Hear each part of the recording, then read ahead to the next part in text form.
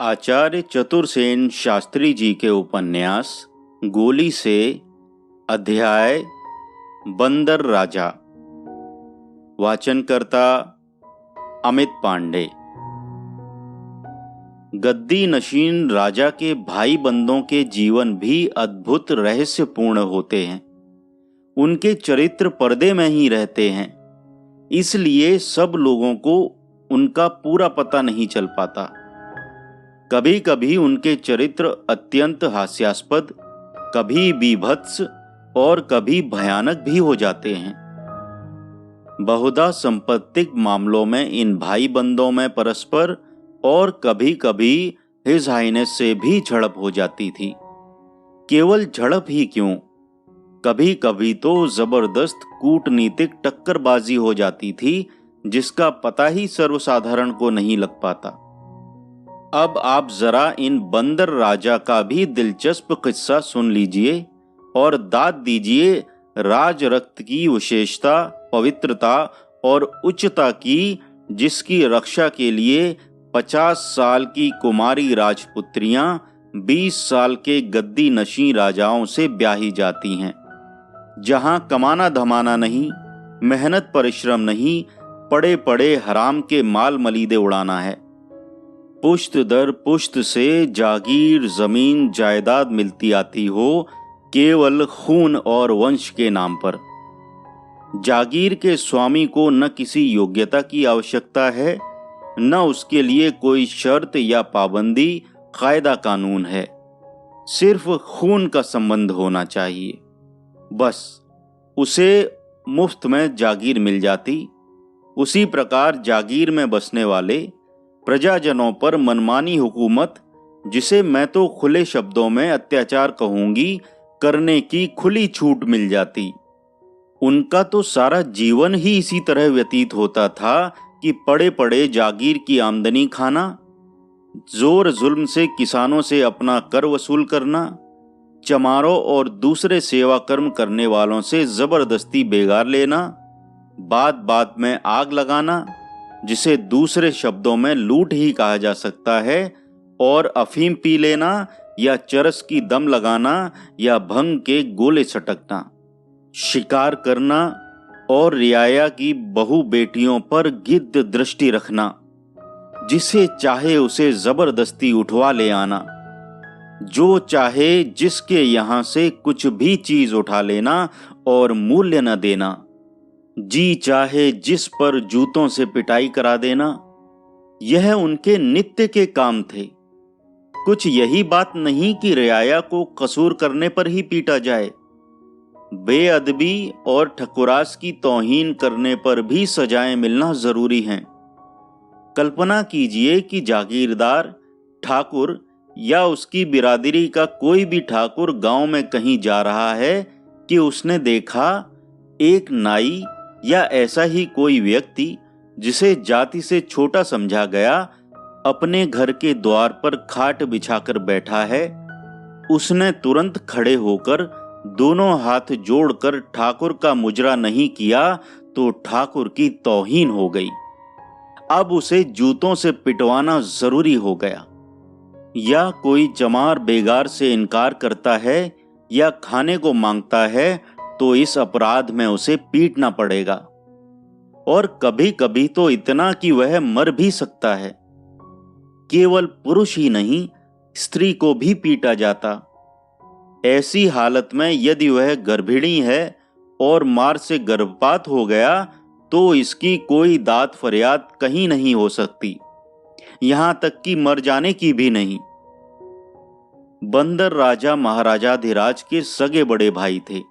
यह मैं आपको बता चुकी हूं कि महाराजाधिराज गोद आए थे। जिस ठिकाने से गोद आए थे, उस ठिकाने का गद्दी पर गोद आने का प्रथम अधिकार प्राप्त था। यह ठिकाना राजा के भाई बंदों के ठिकाने में सबसे निकट का और सबसे प्रतिष्ठित था। यदि दुर्भाग्यवश इस ठिकानेदार पर भी कोई उत्तराधिकारी न हो, फिर दूसरे ठिकानों से लड़के गोद लेकर गद्दी पर बैठाए जाते थे। यह पुरानी परंपरा चली आती थी। छोटा भाई जब गद्दी नशीं होकर महाराजाधिराज हो गया तब यह बड़ा भाई ठिकाने का स्वामी अपने पिता की मृत्यु के बाद होता। परंतु पिता के जीवन काल में ही कुछ घटनाएं हो गईं। प्रथम तो यह कि उक्त बंदर राजा सर्वगुण निधान थे। पढ़े लिखे छुच्छुम, सूरत शक्ल में हूबहू बंदर, तिस पर बचपन में चेचक निकलने से ऐसे कुरूप हो गए कि सारा चेहरा ही बिगड़ गया। रंग एकदम स्याह श्याम, नाक बहुत बड़ी और मोटी, गर्दन ठिगनी, मोटे कान और गन्ने के पोर के समान मोटी और भद्दी उंगलियां, डील डॉल जैसे भैंसे के समान। भोजन में समूचा बकरा और सुअर खाने की तृप्ति, स्वर मोटा और भद्दा, तौर तरीके देहाती, अशिष्ट और भद्दे, व्यंग्य मजाक अश्लील, सोहबत गोले और दूसरे जी हुजूरों की। बचपन में जब किसी तरह पढ़ लिख न सके तो दोस्तों के साथ आवारागर्दी करने, अमल आरोगने या दारू पीने लगे। धीरे धीरे अपनी कच्ची उम्र में ही पक्के शराबी बन गए। राजा के बेटे थे, राजा थे। ब्याह एक ठिकानेदार की बेटी से हो गया, एक लड़की भी पैदा हो गई, पर उन्हें जुए और तमाशबीनी का चस्का लगा। घर में कोई चीज सलामत न थी। रुपया पैसा, जेवर जवाहरात जो हाथ लगता कौड़ियों के मोल बेच जुआ खेलते। किसी की बहू बेटी की इज्जत सलामत न रही। जिसे चाहे उठवा मांगते। लफंगा पार्टी के मुफ्त खोरे सदा साथ रहते, जिनके कारण कुकर्मों की बाढ़ आ जाती। राजा साहब भले आदमी थे, समझदार भी थे। लड़के के तौर तरीके देखकर बहुत खींचते। इसी समय उनकी रानी का स्वर्गवास हो गया और राजा साहब बहुत थक चुके थे। कुशिक्षा और कुसंस्कार का प्रभाव, कहना चाहिए कि नई माता से पुत्र का अनुचित संबंध हो गया। इस पर राजा साहब ने क्रुद्ध होकर पुत्र को रियासत के उत्तराधिकार से वंचित कर दिया और केवल एक गांव उसके गुजारे के लिए उसे दे दिया। अब तो कुंवर साहब की आवारागर्दी और भी बढ़ गई और वह गांव बेच बाचकर एक ही वर्ष में उन्होंने ठिकाने लगा दिया। 3 वर्ष नई रानी को सौभाग्य प्रदान कर राजा साहब स्वर्ग सिधारे। रानी अब रियासत की स्वामिनी हो गईं। रियासती अधिकार पर माता पुत्र में विग्रह हो गया, जो विकट रूप धारण कर गया। दोनों एक दूसरे को मरवा डालने के षड्यंत्र करने लगे। पर रानी स्त्री थीं और कुंवर साहब कल्लांच छूछे हाथ थे। इससे कोई योजना बनी नहीं। रानी ने उन्हें रियासत में घुसने की मनाही कर दी। उनकी लड़की की शादी बड़े महाराज ही कर गए थे, सो वह कुछ दिनों बेटी के साथ रहे। पीछे उन्होंने मटर गश्ती का धंधा अख्तियार कर लिया। 2 दिन इस रिश्तेदारी में, 2 दिन उस रिश्तेदारी में। खाना खाते, कपड़े पाते, नकद दक्षिणा भी पाते थे। राजा के बेटे थे, राजकुमार थे। नाते रिश्ते के लोग उन्हें मानते और सहायता देते थे। पर उनके लान तान और शराबखोरी की लत इस कदर बढ़ गई थी कि इससे उनके नशे पानी का खर्चा चलता नहीं था। अब वे चोरी और उठाईगिरी पर उतर आए। रिश्तेदारी में जाते, 10-5 दिन खाते पीते, मौज मजा करते।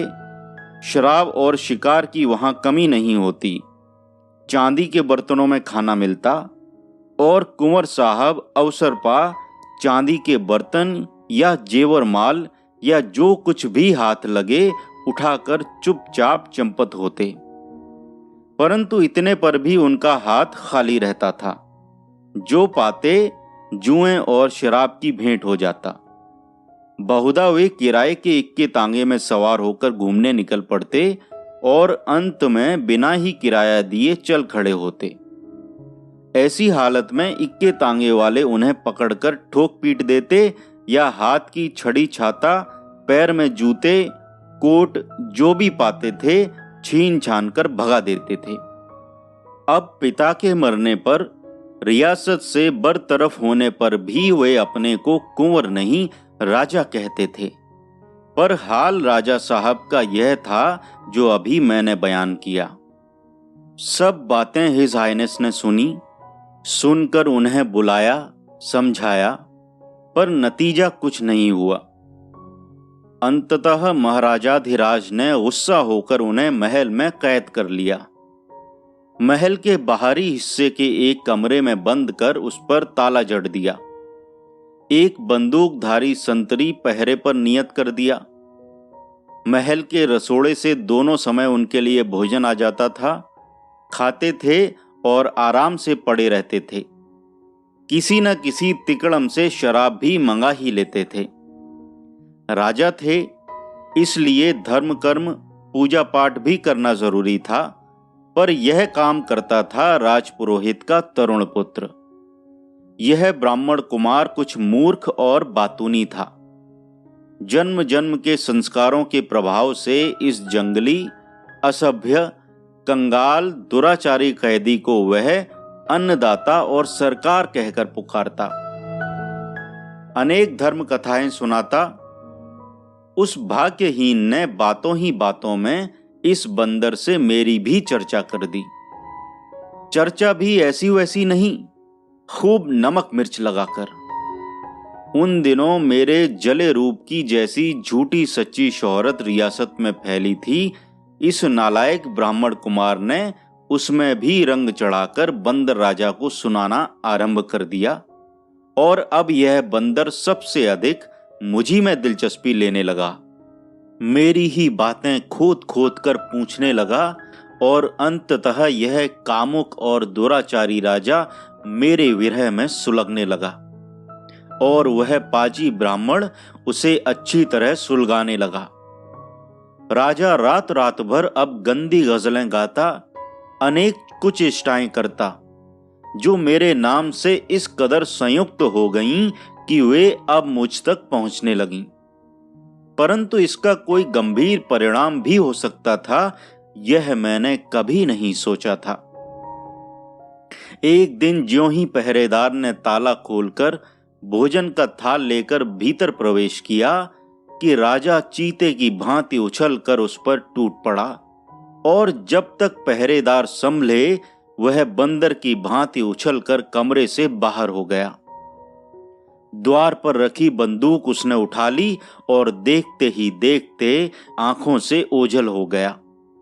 यह कमरा महल के भीतर ही आंगन में था, इसलिए पहरा और सिपाहियों का यहाँ कुछ विशेष प्रबंध न था।